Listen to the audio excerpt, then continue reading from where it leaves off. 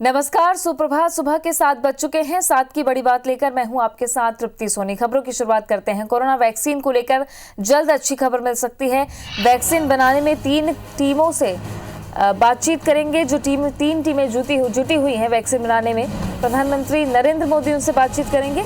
Geneva biopharma, biological और doctor Reddy's की टीमों से बातचीत करेंगे। वैक्सीन रिसर्च, प्रोडक्शन और ट्रायल को लेकर चर्चा हो सकती है। तो बीते दिनों प्रधानमंत्री नरेंद्र मोदी 3 अलग अलग सेंटर्स का दौरा कर चुके हैं और ये तस्वीरें उस दिन की ही आपको दिखा रहे हैं। और आज वैक्सीन बनाने में जुटी 3 टीमों से प्रधानमंत्री बातचीत कर सकते हैं। वैक्सीन रिसर्च, प्रोडक्शन और ट्रायल को लेकर चर्चा हो सकती है। प्रधानमंत्री मोदी की ये अहम चर्चा आज होने जा रही है और कोई अच्छी खबर वैक्सीन को लेकर मिल सकती है।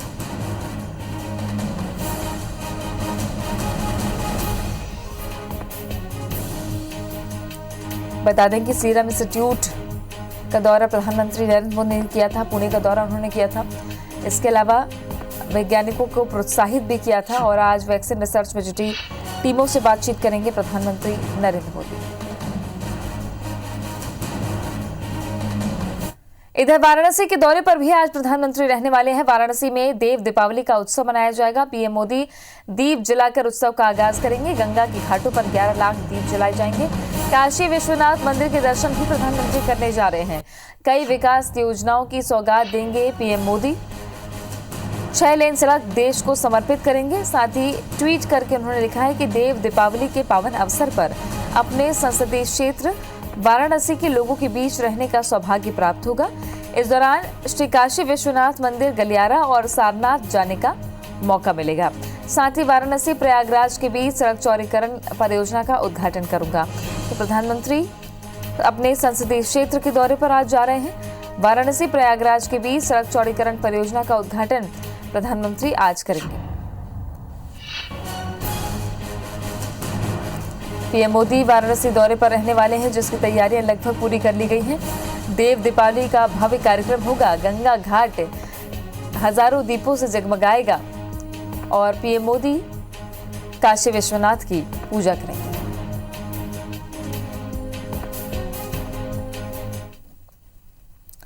आज कार्तिक पूर्णिमा का पर्व धूमधाम से मनाया जा रहा है। इस मौके पर छत्तीसगढ़ के सीएम भूपेश बघेल ने महादेव घाट पहुंचकर खारून नदी में सुबह आस्था की डुबकी लगाई है। कार्तिक पूर्णिमा के मौके पर उन्होंने ये पुण्य स्नान किया। डुबकी लगाने के बाद सीएम भूपेश बघेल ने पूजा अर्चना भी की। नदी तट पर स्थित ऐतिहासिक हटकेश्वर महादेव मंदिर में महादेव का जलाभिषेक कर पूजा अर्चना की और प्रदेश की खुशहाली और प्रदेशवासियों की सुख समृद्धि के लिए प्रार्थना की है। मुख्यमंत्री परंपरागत गंगा आरती कार्यक्रम में शामिल हुए और दीपदान किया। उन्होंने सभी को कार्तिक पूर्णिमा पर्व की बधाई और शुभकामनाएं दी हैं।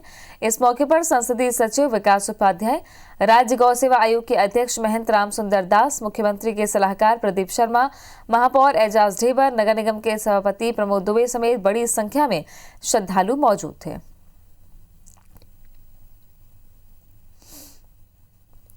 तो सीएम भूपेश बघेल ने कार्तिक पूर्णिमा का स्नान किया है। प्रदेशवासियों को कार्तिक पूर्णिमा की बधाई भी दी है।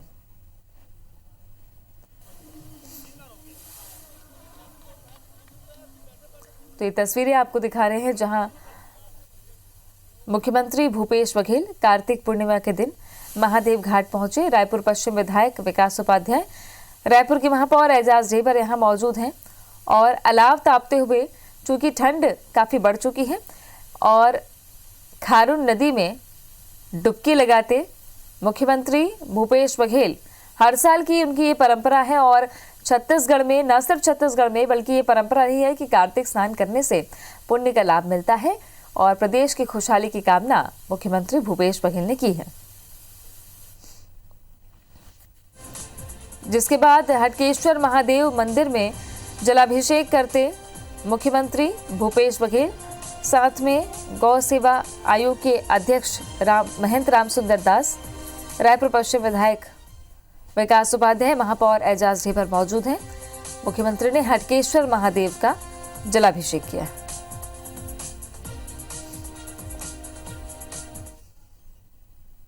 कार्तिक में भी पूरे 15 दिन तक के नदी या तालाब में स्नान करके सूर्योदय से पूर्व पूजा अर्चना की जाती है। इसका महत्व है और आज ही के दिन हमारे छत्तीसगढ़ में मेलों की शुरुआत होती है। वो बच्चे लोग थाली सजा के कार्तिक पूर्णिमा जाते हैं और फूल के पौधे ज़रूर लगाए जाते हैं।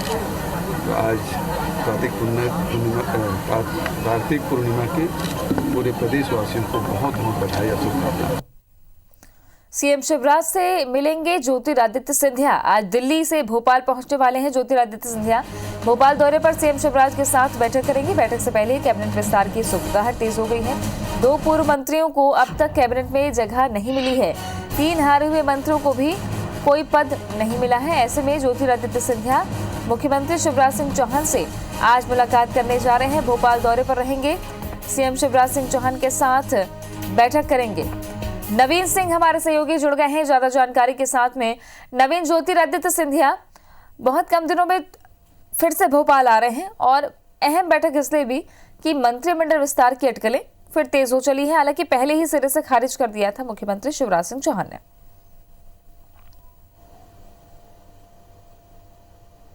देखिए, उपचुनाव के बाद ज्योतिरादित्य सिंधिया का भोपाल का दूसरा दौरा है।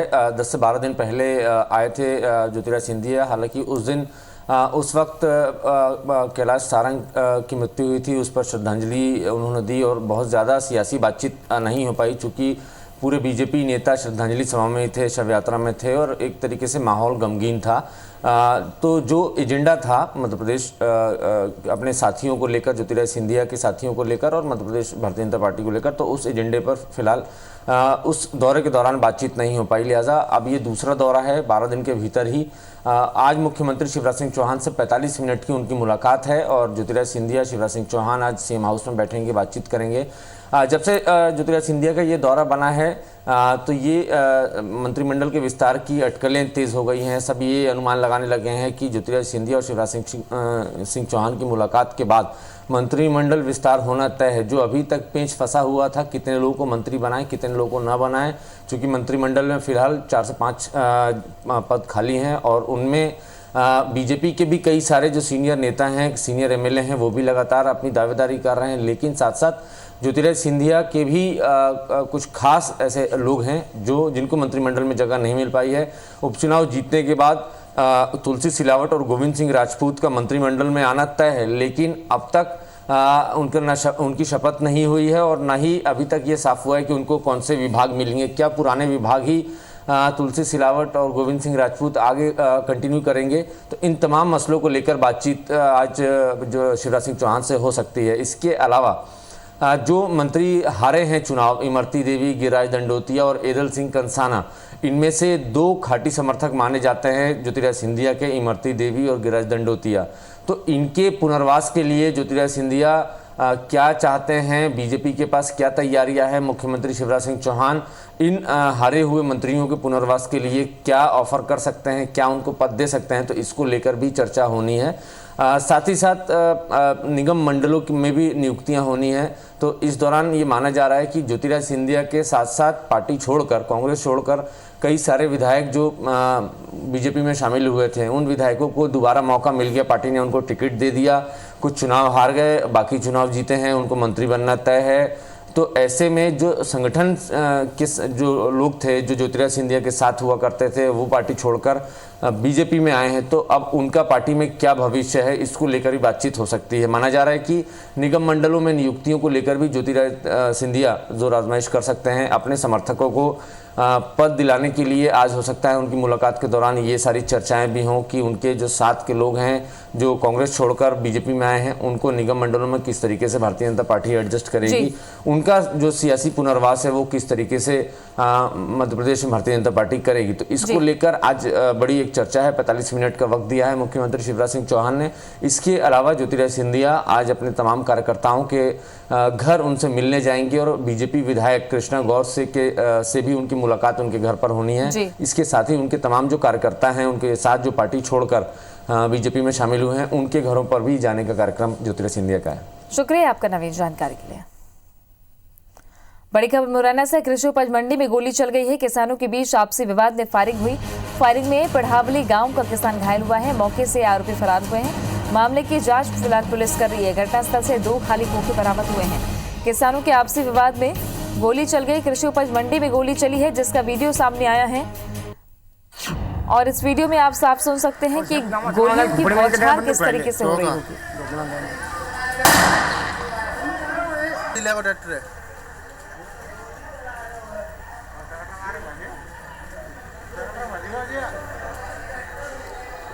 कृषि मंडी में गोली चली है। ये तस्वीरें आप देख रहे हैं, जहां लोग बंदूक तानकर हवाई फायर कर रहे हैं। मौके से आरोपी फरार हो गए हैं। फिलहाल मामले की पुलिस जांच कर रही है। आपसी विवाद का ये मामला बताया जा रहा है। पिढ़ावली गांव का किसान घायल हुआ है।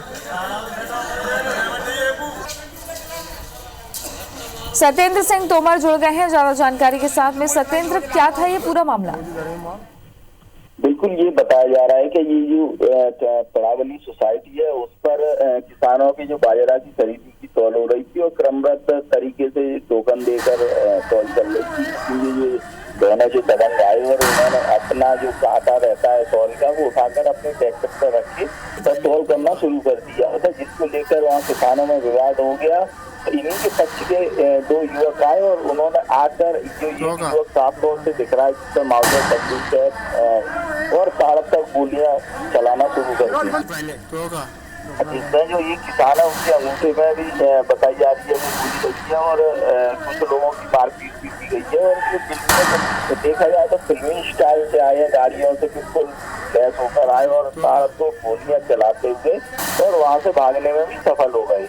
हालांकि किसानों में काफी आक्रोश हुआ। किसानों ने एकत्रित होकर थाना कोतवाली भी पहुंचे, पुलिस को भी मौके पर बुलाया गया, लेकिन अभी तक जो आरोपियों की बात, आरोपी अभी भी फरार बताए जा रहे हैं। किसी भी आरोपी की कोई गिरफ्तारी नहीं हुई है। पुलिस ने मामला तो जरूर दर्ज किया है, लेकिन पुलिस की भी यहाँ पर भी खाली है, कोई आरोपी गिरफ्तार नहीं हुआ है। और ये पूरा जो विवाद है वो सिर्फ तौल के कारण है। किसान भी काफी परेशान चल रहा है, लेकिन ये जो बाहुबली लोग हैं ये बाहर से बाजरा खरीद करके लेकर आते हैं और यहाँ सोसाइटियों पर अपना बाजरा बेचते हैं। जिस तरीके से ये पूरा घटनाक्रम देखने में आया है। शुक्रिया आपका सत्येंद्र जानकारी के लिए। जो तस्वीरें आप देख रहे हैं, बेखौफ होकर एक शख्स गोलियां दाग रहा है, एक किसान घायल भी हुआ है। आपसी विवाद, मामूली सा विवाद था तौलाई को लेकर, और यहाँ पर मंडी में किस तरीके से बाहरी लोग आकर अपनी फसल खपाने की कोशिश करते हैं,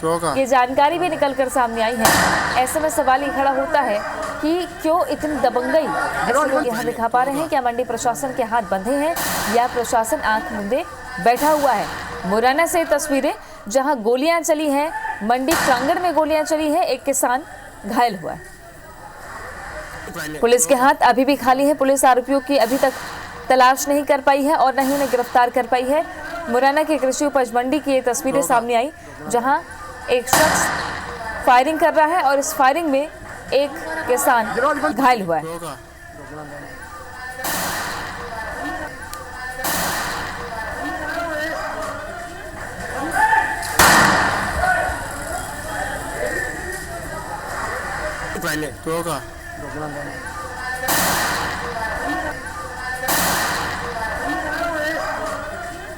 तो गोलियों की आवाज सुनकर आप अंदाजा लगा सकते हैं कि वहां पर माहौल किस तरीके का रहा होगा।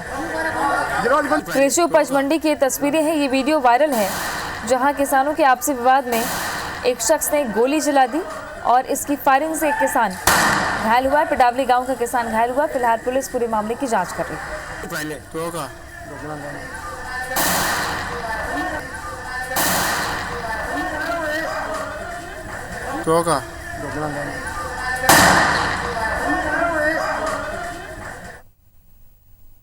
रतलाम में 4 दिन पहले हुए ट्रिपल मर्डर केस में पुलिस के हाथ अब तक खाली है।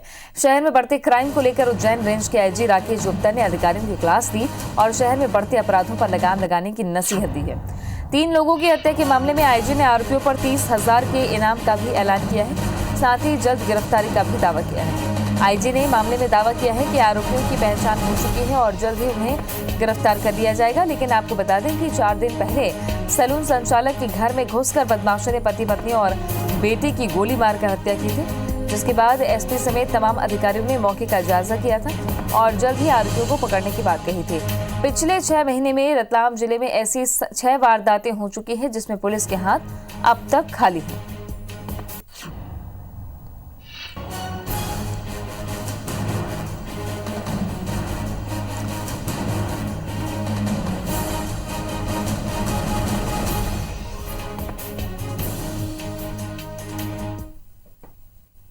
मेरा ये कहना तब ज़्यादा उचित होगा जब हम अपराधियों को पकड़ लेंगे। अपराधियों की गिरफ्तारी पर अभी 30,000 रुपये का इनाम मेरे द्वारा घोषित किया है अज्ञात आरोपियों के ऊपर। मुझे लगता है कि ज़्यादा उचित होगा कि हम घटना की वजह के बारे में बता सकें। अभी कोई भी कयास लगाना उचित नहीं है। लालचंद राठौर हमारे सहयोगी जुड़ गए हैं ज्यादा जानकारी के साथ में। लालचंद, रतलाम में ये कोई पहली घटना नहीं थी, जैसा कि पहले भी आपने बताया था। अभी तक पुलिस के हाथ खाली है, अब आईजी को हस्तक्षेप करना पड़ा।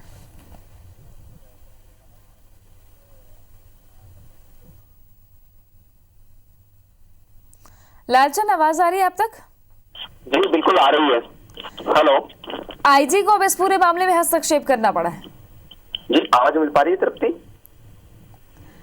हेलो लालचंद, अब इस पूरे मामले में आईजी को हस्तक्षेप करना पड़ गया है क्योंकि पुलिस अभी तक आरोपियों को नहीं पकड़ पाई। जी आवाज मिल पा रही है तृप्ति? हेलो, चलिए दोबारा जोड़ने की कोशिश करेंगे। तकनीकी समस्या की वजह से लालचंद तक आवाज नहीं पहुंच पा रही। उज्जैन रेंज के आईजी ने बैठक ली अधिकारियों की। आरोपियों पर 30,000 के इनाम का ऐलान किया गया है। आरोपियों की जल्द गिरफ्तारी का दावा पुलिस कर रही है। 30,000 का इनाम रखा गया है। बता दें कि बीते दिनों रतलाम में एक ही परिवार के 3 सदस्यों की घर में घुसकर लोगों ने हत्या कर दी थी।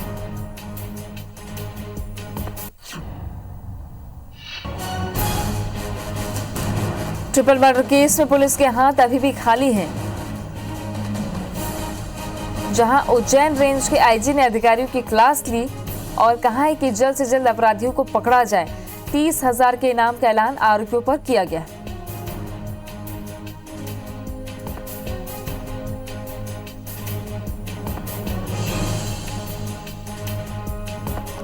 लालचंद राठौर हमारे सहयोगी जुड़ गए हैं ज्यादा जानकारी के साथ में। लालचंद, अभी भी आरोपी गिरफ्त से दूर हैं। इस पूरे मामले में अब आईजी ने हस्तक्षेप किया है। अब कितने मुस्तैदी पुलिस की दिखेगी? जी हाँ बिल्कुल, सबसे आवाज मिल पा रही? हेलो जी लालचंद, बोलिए। जी आवाज मिल पा रही है तृप्ति? दोबारा जुड़ने की कोशिश करेंगे। आरोपियों को की जल्द गिरफ्तारी का दावा किया गया है। घर में घुसकर 3 लोगों की हत्या हुई थी।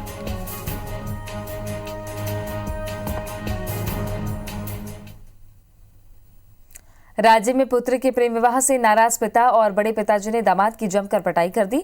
धमतरी मगरलोड के बेलोरा की रहने वाली पुष्पांजलि साहू का 3-4 महीने से गोबरा नावपारा के रहने वाले जीवन यादव के साथ प्रेम प्रसंग चल रहा था। दोनों ने 26 नवंबर को राज्य में शादी कर ली, लेकिन अचानक वहां पुष्पांजलि के पिता और परिजन आ धमके। पुष्पांजलि और जीवन के विवाह संपन्न होने की बात पर पुष्पांजलि के पिता कृष्णा साहू और बड़े पिता अरुण साहू आग बबूला होकर जीवन के साथ मारपीट करने लगे। किसी तरह लोगों ने जीवन को बचाया। जीवन नैराजिम थाने में पुष्पांजलि के पिता और बड़े पिता के विरुद्ध रिपोर्ट दर्ज करा चुका है। राजिम पुलिस ने मामले में कृष्णा साहू और अरुण साहू के विरुद्ध आईपीसी की विभिन्न धारा के तहत एफआईआर दर्ज कर ली। इधर मारपीट का वीडियो सोशल मीडिया में वायरल है। उसको ना जैसे मेरा समय मिलेगा ना। छत्तीसगढ़ के डीजीपी डीएम अवस्थी की क्लास के बाद रायपुर पुलिस ने बेसिक पुलिसिंग पर जोर दिया है, जिसमें गुंडे बदमाशों की धरपकड़ की जा रही है। रविवार को रायपुर पुलिस मोटरसाइकिल से सड़क पर उतरी। सभी थानों में टीम का गठन किया गया है, जिसमें एडिशनल एसपी, सीएसपी, टीआई भी शामिल थे। ये टीमें रायपुर के पार्क, तालाब, सुनसान इलाकों, खुले मैदान, railway station, airport, highway patrolling पर निकली।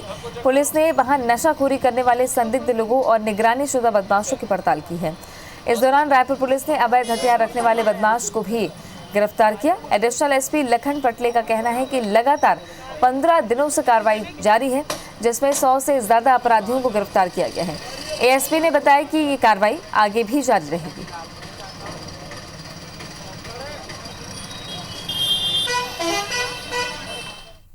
संदिग्धों की गुंडा बदमाश की निगरानी, बदमाशों की चेकिंग लगातार रायपुर पुलिस द्वारा जारी है। हम लगभग 15 दिन से कार्रवाई कर रहे हैं और अभी हम एक साथ कर रहे हैं। पहले थाना वाइज हो रहा था, अब CSP वाइज हो रहा है कि सभी CSP अपने थाना प्रभारी को बुलवाते हैं, एक साथ निकालते हैं ताकि ज़्यादा से ज़्यादा संख्या में हम एक साथ डोमिनेट करें एरिया को जाकर। इंदौर पुलिस ने अवैध हुक्का बार पर दबिश दी है। खुफिया सूचना के आधार पर जिला प्रशासन और विजयनगर थाना पुलिस के संयुक्त कार्रवाई करते हुए C21 मॉल के पीछे स्थित रेस्टोरेंट एंड कैफे पर छापा मारा। मौके से टीम को हुक्का बार से संबंधित सामग्री मिली है, जिसे जब्त किया गया है। इसके साथ ही कैफे संचालक और मैनेजर को हिरासत में लिया गया है। SDM के अनुसार अवैध रूप से संचालित हो रहे दूसरे कैफे बार पर भी कार्रवाई होगी।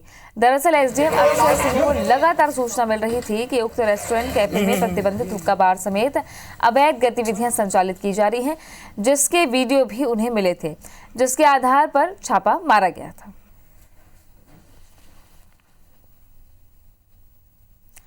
साथ की बड़ी बात में आज के लिए बस इतना ही। आगे देखिए छत्तीसगढ़ी भाषा में खबरों का बुलेटिन। हमार बानी है मरगोट श्रवण के साथ।